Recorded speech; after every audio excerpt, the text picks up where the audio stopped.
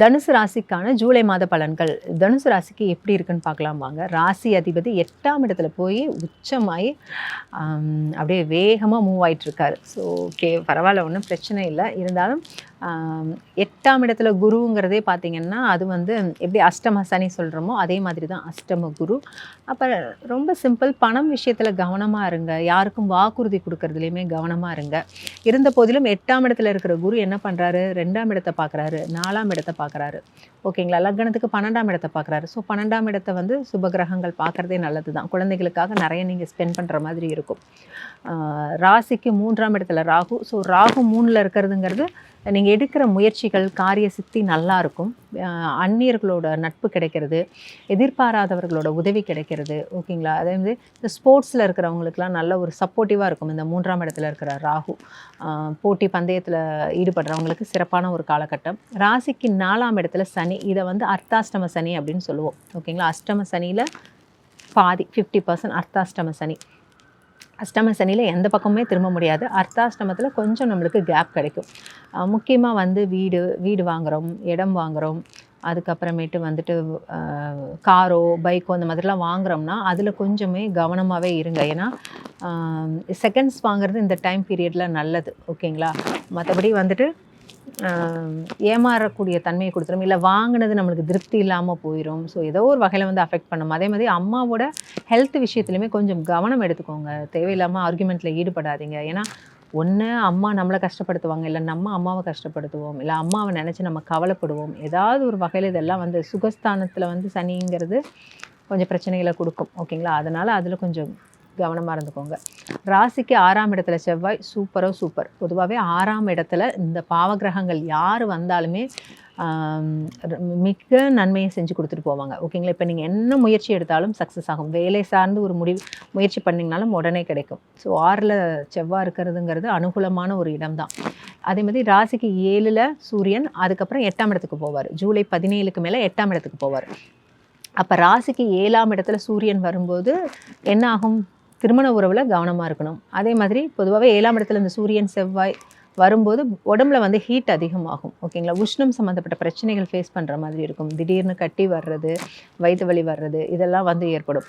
அதனால் 7ல் சூரியன் இருக்கிறனால இது சார்ந்து கொஞ்சம் கவனமாக இருந்துக்குவோங்க. அடுத்து வந்து பார்த்திங்கன்னா 7ஆம் இடத்துல சூரியன்கிறது கணவன் மனைவிக்குள்ளார கருத்து வேறுபாடை ஏற்படுத்துவார். ஒரு ஈகோவை கொடுத்துருவார். ஓகேங்களா, நான் என்ன பேசுறது, அவங்க வந்து பேசட்டும், அவங்க செய்யட்டுமே அப்படிங்கிற மாதிரி ஒரு ஈகோவை கொடுத்துருவார். அதனால கொஞ்சம் விட்டு கொடுத்து போங்க. யார் தனுசு ராசியில் இருக்கீங்களோ அவங்களோட கணவனோ மனைவியோ கொஞ்சம் விட்டு கொடுத்து போயிட்டீங்கன்னா ரொம்பவே நல்லது. ராசிக்கு 7ஆம் இடத்துல புதன் இருக்கிறதுமே கொஞ்சம் அது ஓகே, ஓரளவுக்கு பரவாயில்ல. இருந்தாலுமே திருமண உறவில் சின்ன சின்ன கருத்து வேறுபாடுகளை கொடுக்கும்.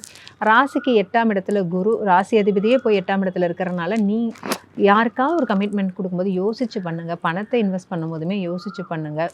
அடுத்து கொஞ்சம் ஒரு அக்டோபர் வரைக்கும் தான் உங்களுக்கு. ஓகேங்களா, அக்டோபருக்கு மேலே ஒரு 3 months ரிலாக்ஸ் பண்ணுற மாதிரி சிம்மத்துக்குள்ளார குரு வருவார். ஸோ அந்த டைமில் என்னென்ன நீங்கள் செஞ்சுக்க முடியுமோ அதெல்லாம் வந்து அந்த டைம் பீரியடில் கொஞ்சம் நீங்கள் பயன்படுத்திக்கலாம். ஸோ சுக்கிரன் வந்து பார்த்திங்கன்னா 8ம் 9ஆம் இடத்துக்கும் போகிறாரு. இது வந்து சுக்கிரனுக்கு ஒரு நல்ல பிளேஸ் தான். ஓகேங்களா, 8ஆம் இடத்துக்கு போகிறதும் 9ஆம் இடத்துக்கு போகிறதுமே நல்ல பிளேஸ் தான். 9ஆம் இடத்துல கேது இருக்காரு. ஸோ கட்டாயம் குலதெய்வ வழிபாடு பண்ணிக்கிட்டு வாங்க, விநாயகர் வழிபாடு பண்ணிட்டு வாங்க, பிள்ளையார்பட்டி போகிறது, சித்தர் வழிபாடு பண்ணுறது, இதெல்லாமே வந்து கேதுவுக்கு ரொம்ப நல்ல ஒரு பரிகாரம். ஸோ இதெல்லாம் வந்து பண்ணிட்டு வாங்க. ஸோ இப்போ தனுசு ராசியில் இருக்கிறவங்க என்ன பண்ணலாம் அப்படின்னா, கட்டாயம் திருமணம், நட்பு, கூட்டு தொழில் இதில் இருக்கிறவங்க அனுசரித்து தான் போகணும். ஓகேங்களா, படிக்கிறவங்க படிப்பில் நல்லா கான்சென்ட்ரேட் பண்ணணும், ஃபோக்கஸ் பண்ணணும். கண்டிப்பாக அதை பண்ணியே ஆகணும். அடுத்து வந்து ராசியில் கேதுவோட நட்சத்திரமான மூலம் நட்சத்திரம் இருக்காங்க, அதுக்கப்புறமேட்டு பூராடம் நட்சத்திரம், அப்புறம் உத்திராடம் நட்சத்திரம். ஸோ பொதுவாக இந்த மூலம் நட்சத்திரம் பிறந்திருக்காங்க ஒருத்தவங்க அப்படின்னா அவங்கக்கிட்ட நீங்கள் ஒரு பேச்சு கொடுத்தீங்கன்னா அவ்வளோ சீக்கிரம் வந்து அவங்களால ஸ்டாப் பண்ணவே முடியாது. இவங்க எதையுமே ஹைட் பண்ணவே மாட்டாங்க. ஒன்ஸ் பேச ஆரம்பிச்சிட்டாங்கன்னா மனசில் இருக்கிறது எல்லாத்தையுமே கொட்டிடுவாங்க. இப்போ சப்போஸ் என்னோடய கிளைண்ட்ஸே வந்து மூல நட்சத்திரம்னு வந்துட்டாங்கன்னா நான் ரெடி ஆகிடுவேன். ஸோ எவ்வளோ நேரம் வேணாலும் காது கொடுத்து கேட்கணும் அப்படிங்கிற ஒரு மைண்ட் செட் எனக்கு வந்துடும். ஏன்னா அவங்க மனசில் இருக்கிறது எல்லாத்தையும் பேசினா தான் அவங்களுக்கு ரிலாக்ஸே. ஸோ அவங்களோட பெரிய ப்ளஸ்ஸும் அதுதான், மைனஸும் அதுதான். ஸோ நிறைய பேசிக்கிட்டே இருப்பாங்க. எதையும் மறைக்க தெரியாது அவங்களுக்கு. பட் பயங்கர நாலேஜ் இருக்கும். ஸோ இவங்கள வந்து கரெக்டாக நீங்கள் மோட்டிவேட் சின்ன வயசுலேயே இப்போ வீட்டில் வந்து குழந்தைங்க மூல நட்சத்திரத்தில் இருக்கிறாங்கன்னா இவங்களை கரெக்டாக கைட் பண்ணிங்கன்னா ரொம்ப சூப்பராக பெரிய ஆளாக வருவாங்க. ஓகேங்களா? பொதுவாகவே தனுசு ராசி பயங்கர ஹானஸ்ட்டு, மற்றவங்கள வந்து ரொம்ப அழகாக வழி நடத்தக்கூடிய தன்மை இருக்கும். அதனால் இவங்களை வந்துட்டு எப்பயுமே ஒரு நல்ல மோட்டிவேட் பண்ணி கரெக்டாக ஹேண்டில் பண்ணிவிடுவாங்க. ஏன்னா சீக்கிரம் வெளியில் தெரியாது, பட் உள்ளுக்குள்ளே பயங்கர எமோஷ்னல், சீக்கிரமாக பிரேக் ஆவாங்க. ஏன்னா நட்பு விஷயத்தில் வந்து கொஞ்சம் இவங்க அடிக்கடி பிரேக் ஆகக்கூடிய தன்மை இருக்கும். அதனால் அது கொஞ்சம் நீங்கள் பார்த்து ஹேண்டில் பண்ணுங்கள். இவங்க வந்து என்ன பண்ணலான்னா விநாயகர் வழிபாடு பண்ணுறது, ஆஞ்சநேயர் வழிபாடு பண்ணுறது, கொய்யாப்பழம் வாங்கி தானம் கொடுக்கலாம். ஓகேங்களா? அது வந்து ஒரு சிறந்த பரிகாரம், அதை பண்ணலாம். அதே மாதிரி இதில் பூராடம் நட்சத்திரத்தில் பிறந்தவங்க, பூராடம் அதே தாங்க. இப்போ வந்து மூலம் வந்து அப்படியே கண்டினியூவாக பேசுகிறாங்கன்னா பூராடம் கொஞ்சம் அமைதியாக அவங்களுமே நான் ஸ்டாப்பாக தான் பேசுவாங்க. அவங்கக்கிட்ட பேசியே ஜெயிக்க முடியாது, போய் நின்னாலே பேசிக்கிட்டே தான் இருப்பாங்க. ஓகேங்களா? ஸோ அதனால தான் இவங்களுக்குலாம் அந்த லவ் செட் ஆகிறது கொஞ்சம் கஷ்டமான விஷயம். ஸோ பூராடத்தில் பிறந்தவங்க நிறைய மஷ்ரூம் எடுத்துக்கோங்க, வெள்ளரிக்காய் எடுத்துக்கோங்க. ஸோ இதெல்லாம் ரொம்ப நல்லது. இதிலே உத்திராடம் நட்சத்திரம். ஸோ விநாயகர் வழிபாடு பண்ணுறது எப்போவுமே சால சிறந்தது. ஸோ உத்திராடம் மாதிரி ஒரு ஹானஸ்டான நட்சத்திரத்தை நம்ம பார்க்கவே முடியாது. ஓகேங்களா? சுயமரியாதை அதிகமாக இருக்கும், சுய ஒழுக்கம் அதிகமாக இருக்கும், மற்றவங்களுக்கு கரெக்டாக கைட் பண்ணுவாங்க. இதுதான் சரி, இதுதான் தப்பு, அந்த பார்ஷியாலிட்டியே பார்க்க மாட்டாங்க. ஸோ எப்போவுமே ஒன்று தெரிஞ்சுக்கோங்க, தனுசு ராசியில் இருக்காங்களா அவங்க நம்ம கூட வச்சுக்கிறது ரொம்ப நல்லது தான். ரொம்ப அழகாக கைட் பண்ணி எடுத்துகிட்டு போவாங்க. அதுலேயும் உத்திராடம்லாம் கிடைச்சாங்கன்னா விடவே விடாதீங்க. இந்த மாதிரி ஒரு நேர்மையான பர்சனை பார்க்கவே முடியாது. ஸோ ஓவரால் வந்து தனுசு ராசிக்கு ரொம்பவே அருமையாக இருக்குது.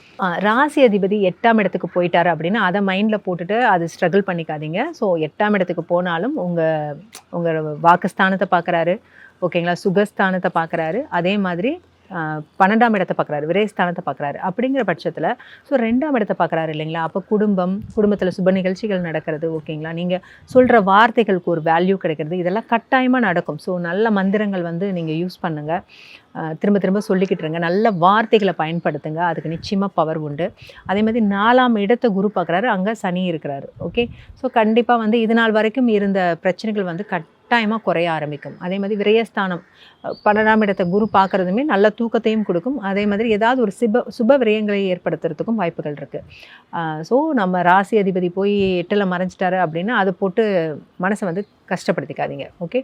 ஓவரால் வந்து பார்த்திங்கன்னா தனுசு ராசிக்கு ரொம்பவே அருமையாக இருக்குது, ரொம்ப சூப்பராக இருக்குது, சிறப்பாக இருக்குது. திருமண உறவில் மட்டும் கொஞ்சம் அட்ஜஸ்ட் பண்ணி போய்க்கோங்க. மற்றபடி வேறு எதுவும் பெருசாக பாதிக்கிற மாதிரி எதுவும் இல்லை. ஸோ நான் சொன்ன சில பரிகாரங்களை மட்டும் பண்ணிவிட்டு வாங்க. ஸோ டிப்ஸ் கொஞ்சம் ஃபாலோ பண்ணுங்கள். பொதுவாகவே தனுசு ராசியில் பிறந்திருக்கீங்க அப்படிங்கிற பட்சத்தில் அதாவது கோவில் வழிபாடு பண்ணுறது ரொம்ப நல்லதுங்க. கலசம் வழிபாடு பண்ணுறது, கோவிலுக்கு போயிட்டு வர்றது, இதுவே சிறப்பு. ஓகேங்களா? சும்மா ஜஸ்ட்டு ரொம்ப ஆத்மார்த்தமாக இல்லைனாலுமே உள்ளே போயிட்டு வாங்க, கட்டாயம் ஒரு நல்ல மாற்றம் இருக்கும். ஓகே?